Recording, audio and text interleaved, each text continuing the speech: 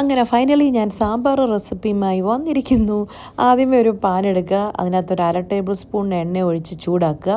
എണ്ണ ചൂടാകുമ്പോൾ അതിനകത്തോട്ട് കായം പ്രത്യേകം ശ്രദ്ധിക്കണം, നമുക്ക് കായം തന്നെ വേണം കേട്ടോ, കായത്തിൻ്റെ പൊടിയല്ല. ഒരു കുഞ്ഞ് കായത്തിൻ്റെ കഷ്ണം ഇട്ട് മൂപ്പിക്കണേ.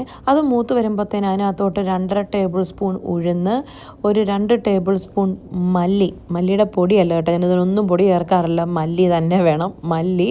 അത് കഴിഞ്ഞിട്ട് 1/2 ടേബിൾ സ്പൂൺ പരിപ്പ്, പിന്നെ വറ്റലമുളക് നിങ്ങളുടെ എരിവിനനുസരിച്ച്, ഉലുവ ഒരു 1/2 ടേബിൾ സ്പൂൺ, ഇത്രയും ചേർത്ത് നന്നായിട്ട് മൂപ്പിച്ചെടുക്കണം കേട്ടോ. പിന്നെ ഇതിൻ്റെ കൂടെ കുറച്ച് മുളക് പൊടിയും കൂടെ ചേർക്കാവേ. പിന്നെ മഞ്ഞൾപ്പൊടി ഒരു 1/4 ടേബിൾ സ്പൂൺ, മുളക് പൊടി മസ്റ്റായിട്ടും ചേർക്കണം കേട്ടോ, ഞാൻ ചേർക്കാൻ വിട്ടുപോയതാണ്.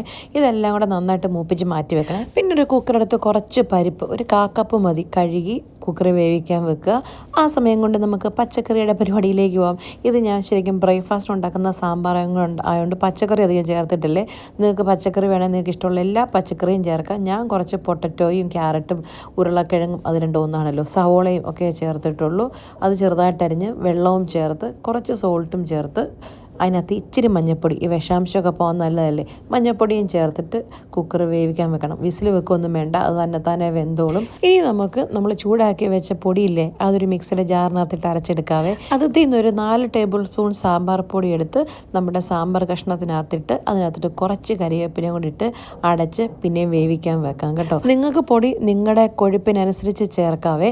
ഇനി അതവിടെ ഇരുന്ന് വേവട്ടെ. ആ സമയം കൊണ്ട് നമുക്ക് കടുക് താളിക്കാം. ഒരു പാൻ എടുത്തു, പിന്നെ 2 ടേബിൾ സ്പൂൺ എണ്ണ ഇട്ടു, കടുക് പൊട്ടിച്ചു, ചുമന്നുള്ളി, വറ്റൽമുളക്, കരിവേപ്പില ഇത്രയും നന്നായിട്ട് ഇളക്കി നന്നായിട്ട് കടുക് താളിക്കാൻ വേണ്ടി നന്നായിട്ട് ബ്രൗൺ കളറിൽ മൂപ്പിച്ച് വെക്കണം. ഉള്ളി നല്ല ബ്രൗൺ കളറായി കഴിയുമ്പം നമ്മുടെ തിളച്ച സാമ്പാറിനകത്തോട്ട് ഇതും കൂടെ വെച്ച് ഒരു 10 മിനിറ്റ് അങ്ങ് അടച്ചു വെക്കണം. 10 മിനിറ്റ് കഴിഞ്ഞ് നമ്മുടെ സാമ്പാറിൻ്റെ അടപ്പ് പൊക്കി നോക്കി നന്നായിട്ട് അങ്ങ് മിക്സ് ചെയ്ത് കൊടുത്തു കഴിഞ്ഞാൽ നമ്മുടെ സാമ്പാർ റെഡി. നല്ല അടിപൊളി സാമ്പാറാണ് കേട്ടോ, ട്രൈ ചെയ്ത് നോക്കണം, നിങ്ങൾക്ക് ഇഷ്ടപ്പെടും, എനിക്ക് ഉറപ്പാണ്. പ്രത്യേകം ഓർക്കേണ്ടത് സാമ്പാറിന് കായത്തിൻ്റെ പൊടി ചേർക്കാതെ കായം ചേർക്കണമെന്നേ ഉള്ളൂ കേട്ടോ.